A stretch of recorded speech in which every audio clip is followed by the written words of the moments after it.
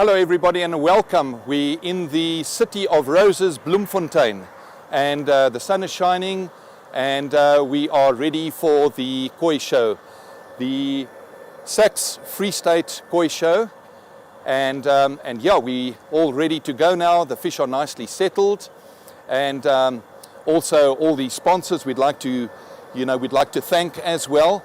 A lot of money was invested into this as well, and greatly appreciate. So really, what is the show all about? It's about showcasing the best that there is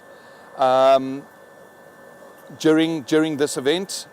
Fish have arrived from all over, and yeah, this is the time where they're looking for the grand champion and the champions of champions, if we can call it.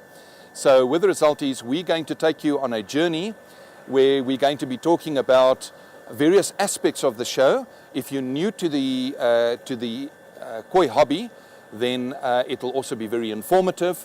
We'll also be speaking to some experts, judges, international judges, and we'll be talking to some experts around the health of koi fish and also how they judge and what criteria do they use to judge. So we've also uniquely got a drone that will also be showcasing from the top view down. So something different, and we hope that you'll enjoy. For those of you that are in Bloemfontein, please do come through, and you'll see that it is at Jumpers Lane. It's free, and the kids and the family will have a lot of fun. As I said, the sun is shining. So what we're going to be doing is we're going to also just be having a look at what happened yesterday and why is it so important. We call it the benching. So what happens is that as the fish have been transported by various mediums, some in boxes, in plastic bags, others in portable vats that are on the vehicles with oxygen running to try and keep the fish as calm as possible. It is quite a process, quite a stressful process, so it's normally a slow drive and a careful drive with the fish, netting the fish and so forth. And then when the fish arrive here, it's also getting used to the water. This is boil water that they managed to have, so the water has been, we didn't have to treat it for chlorine. The only thing that boil water does not have, as you know, because it comes from underground, is oxygen. So all the air stones and everything has been oxygenated, the water that is, and the water has also been treated with a particular chemical as well, which we'll discuss at a later stage, but just to keep the ammonia levels down. So as the fish arrive, remember there's dedicated vats for each specific person that is an entrant to the show. And the reason for that is because water contamination is very critical in this game.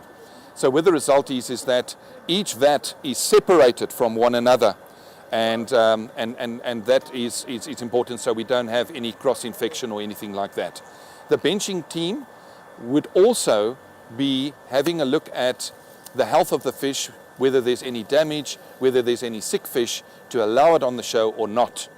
That is a very important criteria as well. And then of course the categories.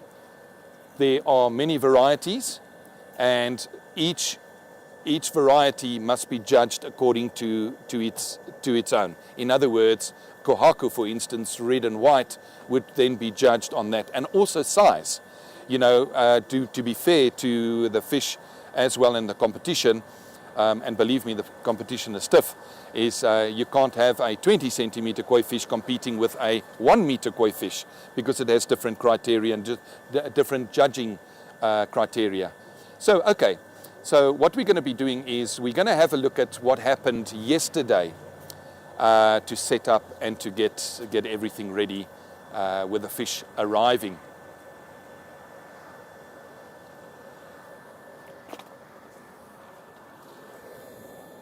Right, so now what we got here is we got a bowl. There's the scribe, and the scribe has photographs of every single fish.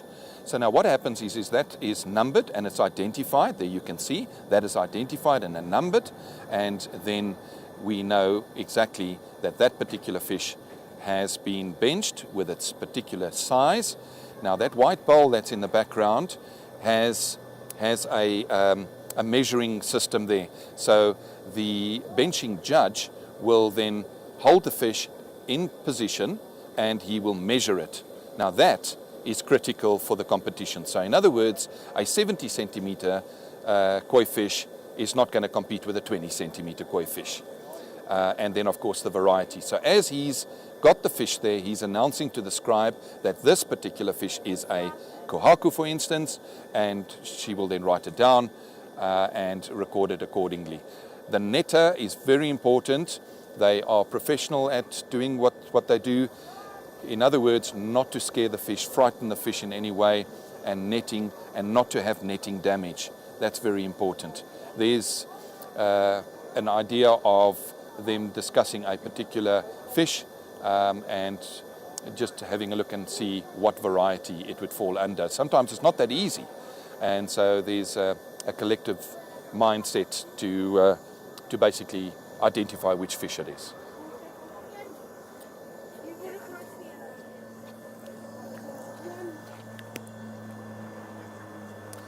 Right, okay, so now what we're doing now on the day where we're now going to start with the judging, the judges have basically got together now. They're doing what they call briefing, so that the chief judge will then discuss what procedures are going to be followed, and then they will come out shortly to start the benching.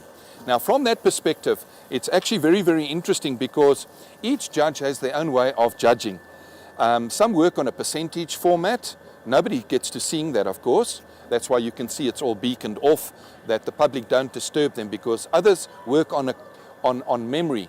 So as they go from one fish to the next fish, they would then accordingly give their own idea of where to position that fish. First place, second place, or fifth place, for instance, as an example.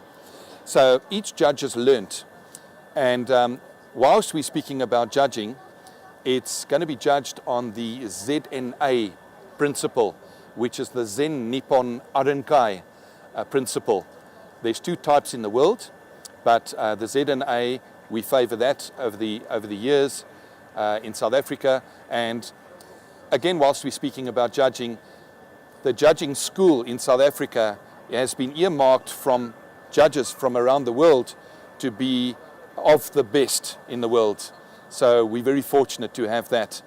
And of course, Mike Harvey and Harry Becks has captained that principle, and everybody else that has learnt. Now, as far as the judging is concerned, these judges that you will see are international judges, many of them, most of them, and they go and judge all over the world. There's a never-ending learning cycle with judging, as far as judging is concerned, and really it's like a career, and they are very sought after and very respected, and so we respect them as well, coming out and doing the detailed judging. You know, just from a newcomer perspective, if you look at a fish and you say, wow, you know, that's a big fish and that's got colors, you know, so what's so special about a judge?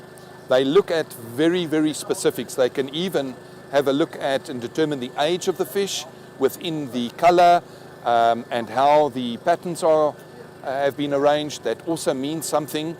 And then, of course, you know, as I said, the overall health of the fish and how the fish swims.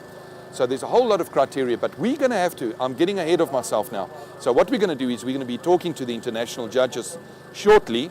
We'll first leave them to concentrate at getting everything done this morning.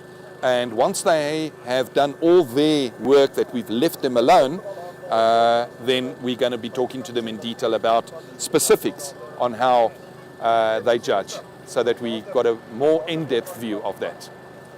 Okay, so that's me for now, and we're going to move over to the next camera. Thank you.